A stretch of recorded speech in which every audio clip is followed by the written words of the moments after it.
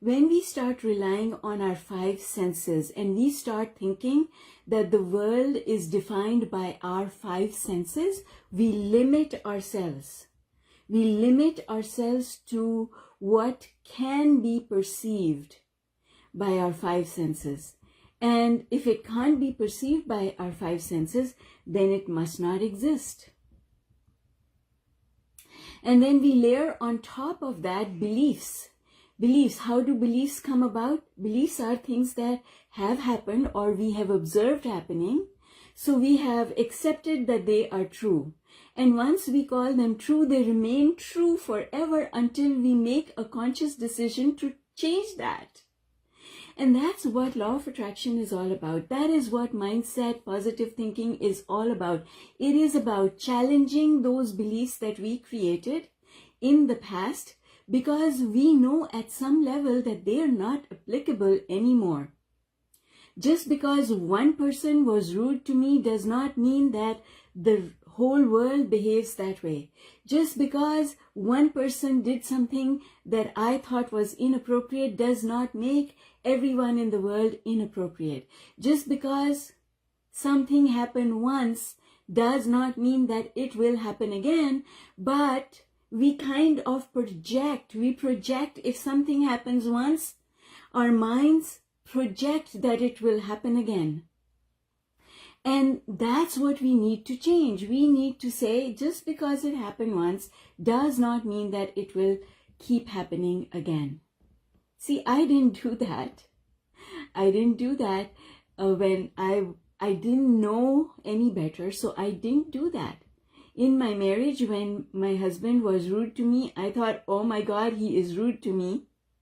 That means he has the capacity to be rude to me. And therefore, I called it again and again. And every time I said, there you go, there's more proof he can be rude. And that's how we build proof. This is how children are labeled. When they are kids, they are You've seen this happen. I've read it in books. I've seen it in movies. I've heard, as a child, I've heard older people talk about children that way. Oh, that one is just the devil's spawn. Oh, that one is just, they were born this way. They were born with these characteristics and they're never going to change. You see? And the thing is, if you accept that it's never going to change, then it is never going to change. Because you have limited your universe. Because something happens the one time doesn't mean it will happen again unless you make a decision about it.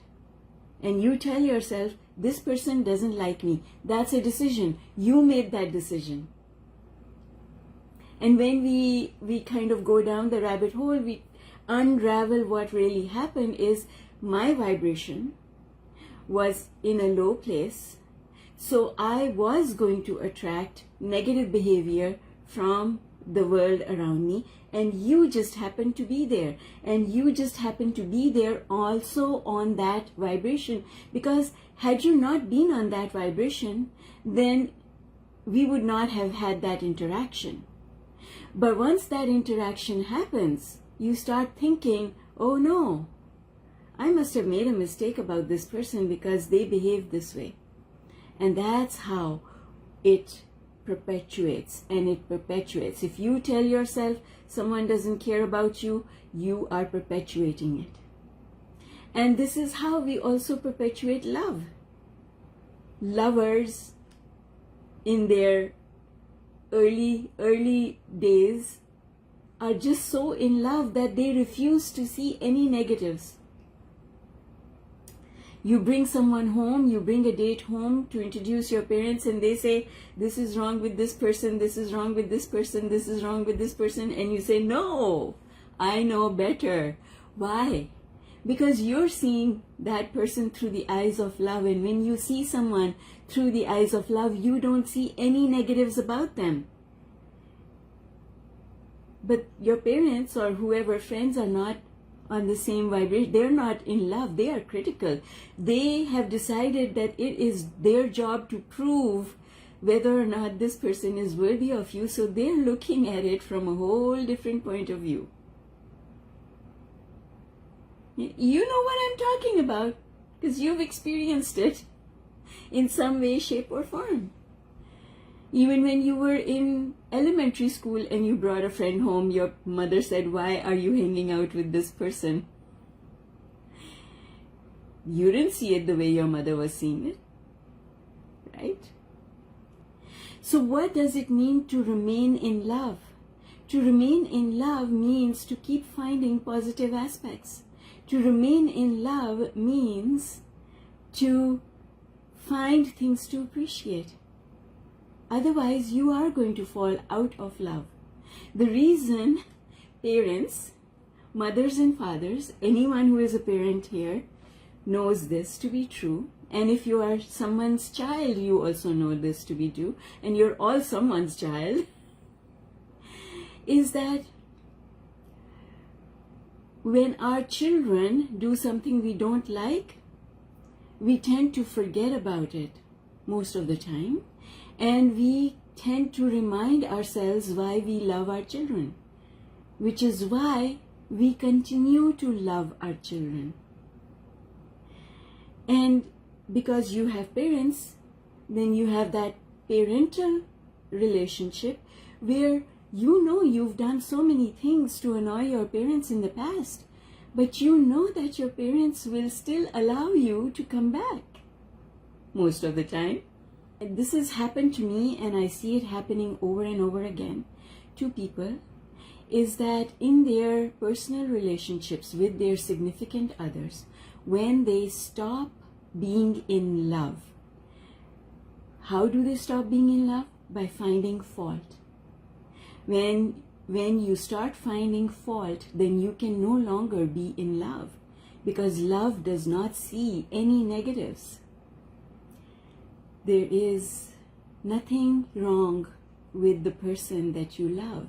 They are perfect. And this is why Source, the universe, always loves us. And this is why when we learn about self-worth, we talk about seeing ourselves through the eyes of Source, because Source never, ever, ever leaves a place of being in love. That is why in the past I've done videos about how Source loves Saddam Hussein, and Source loves Hitler, and Source loves all those people that society does not love. Because Source never sees anything wrong with anyone. Source does not see your faults. And that is why when you see yourself through the eyes of Source, you are able to see your own perfection. And when you see other people through the eyes of Source, then you are able to see their perfection. That is when you're able to forgive them, because they are perfect exactly the way they are.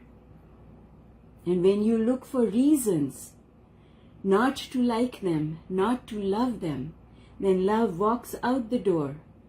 And once that decision is made, unless you work on that decision, unless you do 4-step processes over and over again to let that go, unless you soothe yourself over and over again and let that go, then you cannot return to love. And that is why decision, every thought that we think is a decision, it's either reinforcing an old decision or it is making a new decision.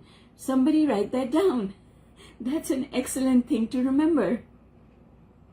Every thought is a decision. It's either reinforcing an old decision or it is creating a new decision. So we need to create new decisions about the old decisions that we made that are restricting us, that are limiting us, that are not allowing us to love.